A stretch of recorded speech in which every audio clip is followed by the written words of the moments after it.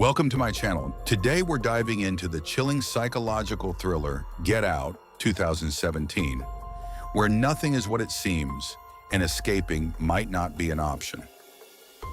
A black man finds himself trapped inside the home of a seemingly polite white family harboring dark secrets. The question is, will he be able to get out before it's too late? The film opens with Andre, a black man, walking through a quiet suburban neighborhood at night. As he tries to navigate the unfamiliar streets, a white car creeps up behind him, unsettling him. Andre tries to walk away, but the car door opens, and in a sudden, violent attack, the masked driver knocks him unconscious and drags him into the vehicle. We then meet our protagonist, Chris Washington, an African-American photographer living in the city. He's preparing for a weekend trip with his girlfriend, Rose Armitage, who arrives just as he finishes packing. She's taking him to meet her family for the first time. Chris hesitantly asks if her parents know he's black. Rose, brushing it off, assures him that her family isn't racist, even joking that her dad would have voted for Obama a third time if he could. On the way, Chris checks in with his friend Rod, a TSA officer whose dog's sitting for him. Rod serves as a comedic yet loyal voice of reason throughout the story. As they drive deeper into the countryside, Chris's unease grows. Arriving at the Armitage estate, it's clear that Rose's family is wealthy. Her father, Dean, is a neurosurgeon, and her mother, Missy, is a psychiatrist. Dean gives Chris a tour of their home, but Chris can't help but notice that the groundskeeper, Walter, and the housekeeper, Georgina, both black, behave oddly, smiling blankly and acting robotic. The atmosphere feels off. That evening, the family relaxes on the porch. Chris reveals that his mother died in a hit-and-run accident when he was a child. The mood becomes somber, so the conversation shifts to his smoking habit. Dean suggests Missy could hypnotize him to help him quit. As if on cue, Georgina enters with tea, her demeanor disturbingly cheerful and tense. Missy quickly dismisses her. Before Chris can fully process the strange vibe, Rose's younger brother Jeremy returns home from med school. Dinner that night is tense. Jeremy, clearly drunk, starts asking Chris invasive questions about his genetics, fighting ability, and even makes racially charged comments about physical superiority. He aggressively suggests that Chris could be a beast if trained properly. The moment becomes so uncomfortable that Dean and Missy step in to calm things down. Later in private, Rose apologizes for her family's behavior, embarrassed and frustrated. She insists that she didn't know they'd act so weird around him. That night, unable to sleep, Chris heads outside for a smoke. As he walks around the yard, he suddenly sees Walter sprinting straight toward him in the dark, only to veer off at the last moment, running past without a word. Startled, Chris turns and notices Georgina eerily gazing at her reflection in the window, completely unaware that she's being watched. Shaken, Chris heads back inside where he finds Missy alone in her office, sipping tea. She invites him to sit and talk. What starts as a casual conversation about smoking soon turns deeply unsettling. Missy stirs her tea methodically, creating a clinking sound that seems to put Chris into a trance. She begins probing him about the night his mother died, pushing past his resistance. Chris starts to cry as painful memories surface. Then suddenly he's paralyzed. His body goes limp, his eyes wide with fear, as Missy calmly says, "Now, you're in the sunken place." Chris remains frozen, staring into the void, as Missy delivers the final command, "Sink!" Instantly, he feels himself plummet into darkness, separated from his own body, aware, but completely powerless. He's trapped in what Missy calls the sunken place, a haunting mental prison where his consciousness floats while the world continues without him. Suddenly, Chris jolts awake in Rose's bed, his heart racing. Was it all just a nightmare? A text from Rod brings him back to reality, but his phone is nearly dead, so he plugs it into charge. Trying to shake off the unease, Chris steps outside with his camera to explore and clear his mind. While roaming the estate, he encounters Walter, the groundskeeper, who acts unnervingly calm, his words oddly formal, like someone out of the 1950s. His strange, distant eyes and stiff posture only make Chris more uncomfortable. When he tells Rose about his hypnosis session with Missy, she's surprised and apologetic. Yet Chris realizes that the session actually worked. His urge to smoke has vanished. Their conversation is cut short by the arrival of guests for the Armitage's annual garden party. Through the window, Chris watches a parade of wealthy, older white people arrive in black cars. As he mingles, he quickly notices how bizarre their behavior is.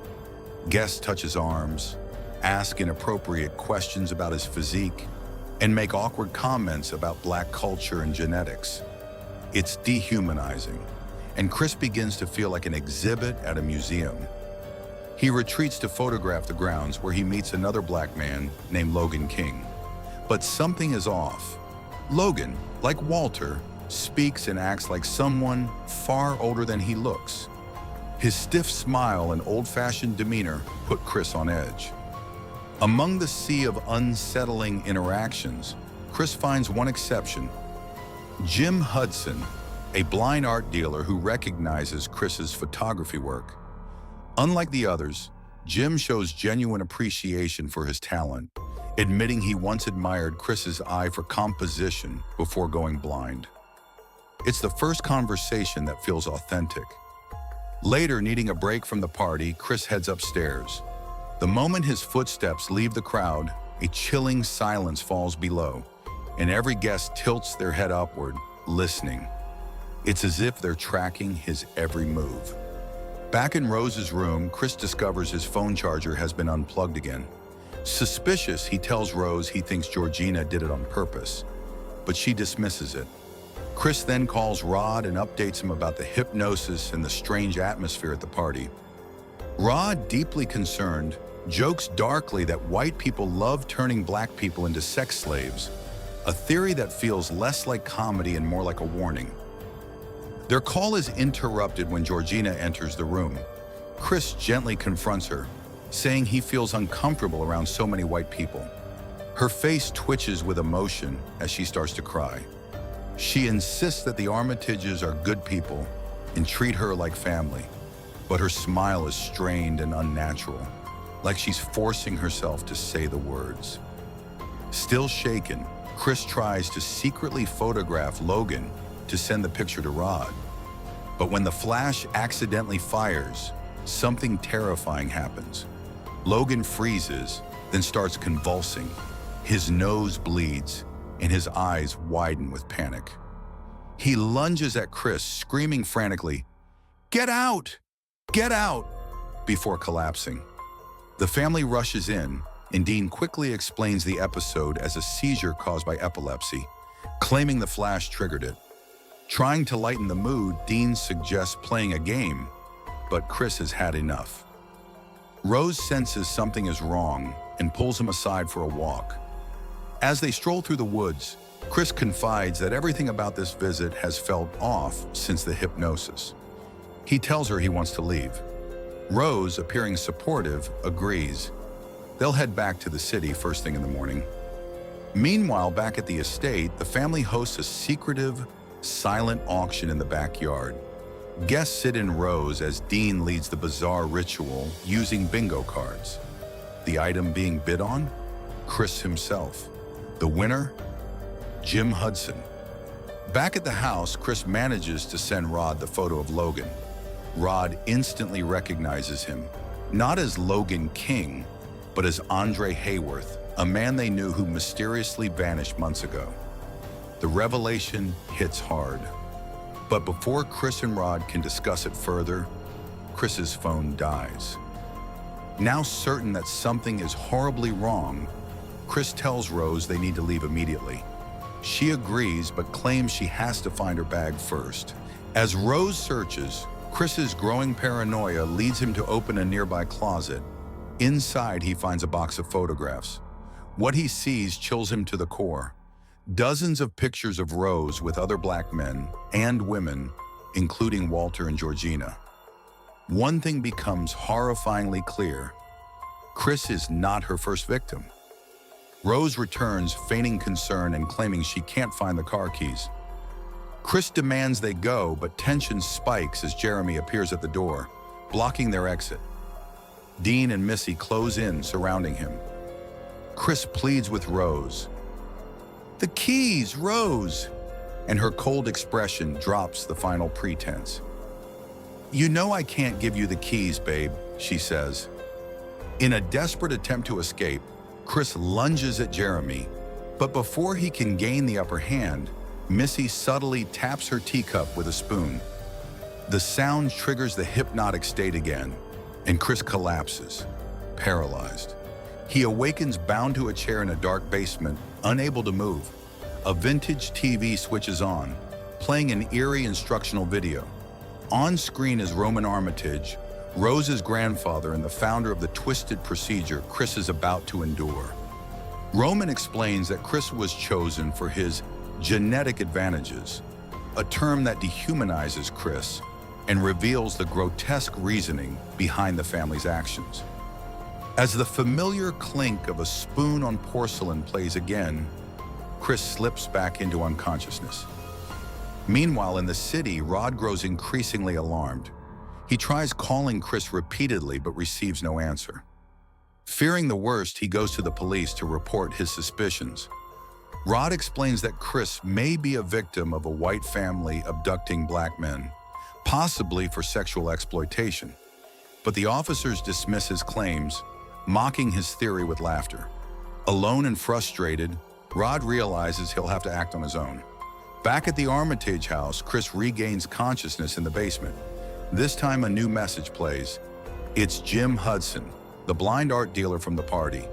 Calmly and with chilling precision, Jim explains the plan. His brain will be transplanted into Chris's body. Chris will remain conscious, trapped forever in the sunken place, watching helplessly as his body is used by someone else. Jim envies Chris's artistic eye, his sight, and covets it enough to steal his body. As the next hypnosis session begins, Chris notices something: cotton stuffing protruding from the chair's armrest. Acting quickly, he blocks his ears with it, preventing the sound of the tea stirring from reaching him. He pretends to fall unconscious. In the operating room, Dean begins prepping for the surgery while Jeremy goes to retrieve Chris. But when Jeremy removes the restraints, Chris springs into action. He hurls a lacrosse ball at Jeremy, knocking him out. All this time, Chris had been faking, protected from hypnosis by the cotton in his ears. Spying the mounted deer head on the wall, Chris formulates a brutal plan. When Dean returns to investigate, Chris charges him and impales him with the antlers, killing him. In the scuffle, a candle is knocked over, sparking a fire that begins to engulf the operating room where Jim lies sedated. Chris races upstairs and encounters Missy in the living room. She reaches for her teacup, but Chris knocks it away. In a moment of violence, she stabs him in the hand with a letter opener. Gritting through the pain, Chris wrestles the weapon from her and stabs her in the eye, ending her life. Barely able to stand, Chris stumbles toward the front door, only to be ambushed again by Jeremy. Caught in a chokehold, Chris counters by stabbing Jeremy in the leg and then slamming the door into his skull, killing him once and for all. Upstairs, Rose sits calmly, headphones on, browsing online for her next target. Shirtless photos of black men fill her screen. She's already planning her next hunt. Chris grabs Jeremy's keys and escapes in the family's car. As he speeds away, a figure appears on the road. It's Georgina. He slams the brakes, but it's too late. The car hits her. Haunted by the memory of his mother's hit and run, Chris can't bring himself to leave Georgina behind. Out of guilt and compassion, he places her in the passenger seat, unaware of the deadly secret that still lurks within her. Hearing the crash outside, Rose grabs a hunting rifle and rushes out, shouting, "Grandma!" revealing the horrific truth. Georgina's body is inhabited by the consciousness of Rose's grandmother. Moments later, Georgina awakens, filled with fury, and begins attacking Chris. In the struggle, the car veers off the road and crashes. Georgina is killed in the wreck, but Chris survives, battered but alive. Dazed and injured, Chris crawls out of the wreckage, only to face Rose once more, now fully embracing her predatory nature as she raises the rifle. She fires but misses. Just then, Walter, who, like Georgina, is revealed to be another victim controlled by the Armitages, bursts out of the woods, charging toward Chris at Rose's command. But Chris quickly grabs his phone and flashes the camera. The blinding light jolts Walter's true consciousness back into control. For a moment, the man he once was resurfaces, horrified by what's been done to him. Walter asks Rose for the rifle, calmly, deceptively, claiming he'll finish Chris off. But as soon as she hands it to him, Walter turns the gun on her, shooting Rose in the stomach. Without a word, he then turns the barrel on himself and pulls the trigger, ending his life and breaking free from the Armitage's control once and for all. Chris approaches the fallen Rose, bloodied and gasping. She pleads weakly, her manipulative charm resurfacing in a final attempt to survive. Chris begins to strangle her in a surge of pent-up rage, but stops, refusing to become like the monsters who tried to destroy him. Suddenly, flashing lights approach. A police car pulls up. Rose's eyes fill with hope as she calls for help, expecting a rescue. But fate has different plans. The door opens, revealing not the police, but Rod, Chris's loyal best friend from the TSA. Without a word, Chris gets into the car. Rod glances at him, shakes his head, and mutters, "Man, I told you not to go in that house." As they drive off into the night, Rose lies in the road, bleeding and abandoned. Her reign of terror finally ended. Get Out is a chilling tale that blends psychological horror with social commentary, delivering a powerful message about identity, control, and the terrifying consequences of hiding evil behind a friendly smile. If you enjoyed the recap, don't forget to like, subscribe, and hit the bell icon so you never miss an update from the channel.